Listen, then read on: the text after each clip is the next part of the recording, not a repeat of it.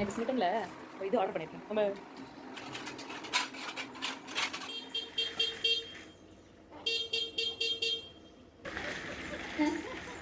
நீ மேலே ஏத்துறியா பின்னாடியே வர்றத பாரு. யாரடி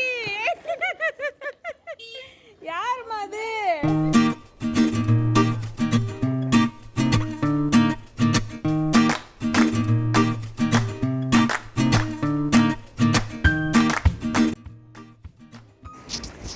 hi friends, welcome to Basha's kitchen.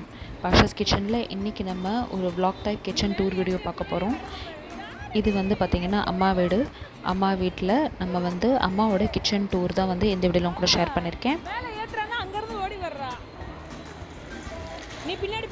வெளியே வந்து போர்ட்டிகோ இருக்கும். ஸோ போர்ட்டிகோவில் வந்து ஃபஸ்ட்டு ஈவினிங் கொஞ்சம் நேரம் வந்து பாப்பா விளாண்டுட்டு இருந்தா.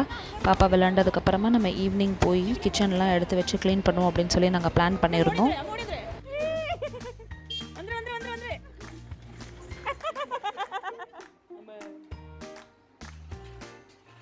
ஸோ கிச்சன் பார்த்திங்கன்னா அம்மாவோடது ரொம்ப பெருசும் கிடையாது, சின்னதும் கிடையாது. ஆனால் வந்து மேடை எல்லாமே வந்து கொஞ்சம் ரொம்ப கிளம்ஸியாக இருந்துச்சு. ஏன்னா மேடெல்லாம் ஈவனாக இருக்காது, அன்ஈவனாக இருக்கும். ஏன்னா கிச்சன் வந்து நாங்கள் நடுவில் வந்து இப்போ எக்ஸ்டெண்ட் பண்ணோம் அப்படின்றதுனால. ஸோ பழைய கிச்சனோட மேடை பார்த்திங்கன்னா இது வரைக்கும் இருக்கும்.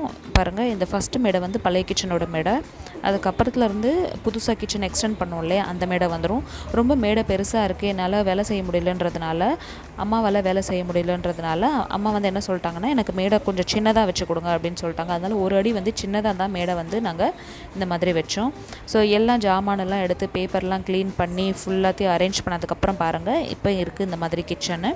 இந்த கிச்சனில் பார்த்திங்கன்னா எப்படி நாங்கள் ஆர்கனைஸ் பண்ணியிருக்கோம் அப்படின்றத பற்றியும், அப்புறம் வந்து மாடுலர் கிச்சன் இல்லாமல் இருந்துச்சுன்னா நம்ம என்னெல்லாம் டிப்ஸ் யூஸ் பண்ணி நம்ம கிச்சனை ஆர்கனைஸ்டாக வச்சுக்கிறது அப்படின்றத பற்றியும் தான் இந்த வீடியோவில் கூட ஷேர் பண்ணியிருக்கேன். வாங்க பார்க்கலாம்.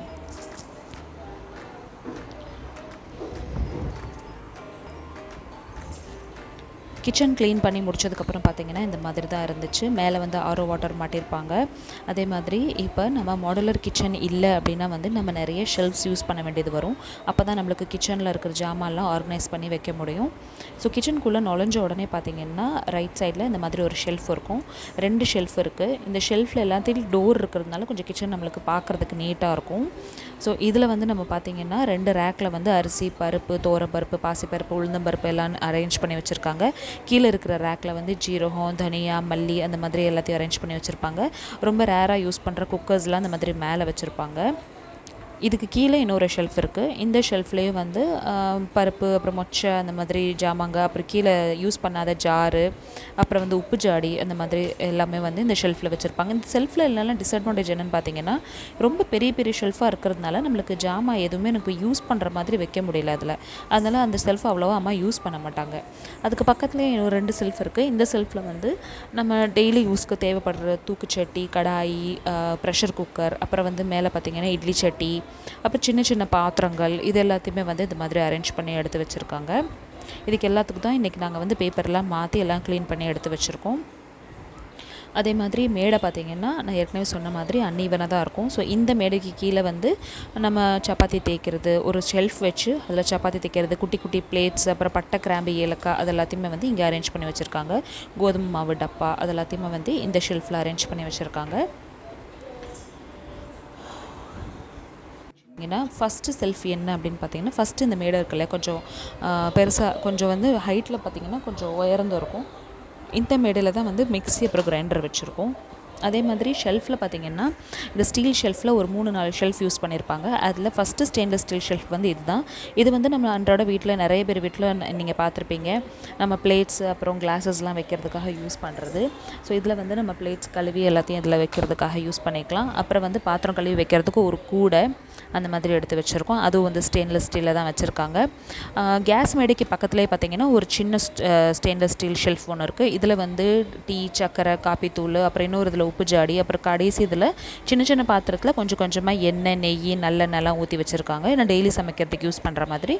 அதே மாதிரி இந்த இஞ்சி துருவல், அப்புறம் பீட்டரு, அப்புறம் இந்த டீ வடிகட்டுறது எல்லாத்தையுமே வந்து இந்த மாதிரி ஒரு அதசிவ் ஹுக் வச்சு ஒட்டி டைல்ஸில் அதில் வந்து மாட்டி விட்ருக்காங்க. ஏன்னா இது எல்லாத்தையும் நம்ம இப்போ ஒரு பாஸ்கெட்டில் வச்சு மேடையிலே வச்சோம்னா மேடை இருக்கிறதே நம்மளுக்கு சின்னது அப்படின்றதுனால சமைக்கிறதுக்கு ரொம்ப கஷ்டமாக இருக்குன்றதுனால இந்த மாதிரி வச்சுருக்காங்க. ஸோ சின்ன கிச்சனாக இருக்கிறவங்க வந்து இந்த மாதிரி அதசிவ் ஹுக்ஸ் வந்து நீங்கள் யூஸ் பண்ணி உங்கள் கிச்சன் கிச்சனை இன்னும் கொஞ்சம் நல்லா ஆர்கனைஸ் பண்ணி வச்சுக்கலாம். என்னென்னா ரொம்ப வெயிட் போடாமல் பார்த்துக்கணும்.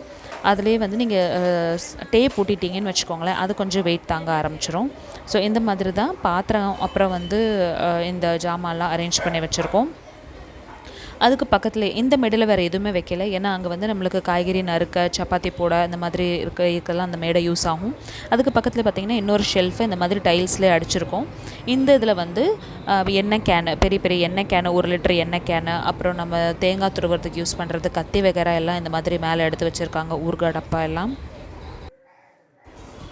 அதே மாதிரி கீழே இருக்கிற செல்ஃபில் வந்து மன்னா ஹெல்த் மிக்ஸு, அப்புறம் பொடி, அப்புறம் கடைசி இதில் வந்து அஞ்சரைப்பெட்டி, இது எல்லாத்தையுமே வந்து இந்த மாதிரி அரேஞ்ச் பண்ணி வச்சுருக்கோம். இது வந்து நம்ம சமைக்கிறதுக்கு டெய்லி யூஸ் பண்ணுறது அப்படின்றதுனால இந்த மாதிரி வச்சுருக்கோம்.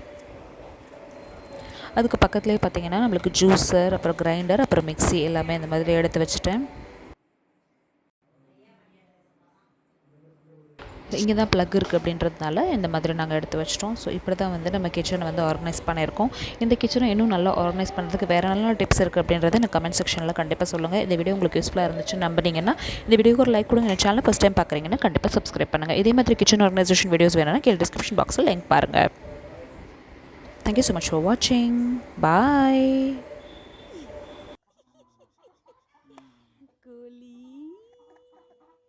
அதை எடுத்துட்டு சிரிடா. கோழி மதுக்குடி கோழி.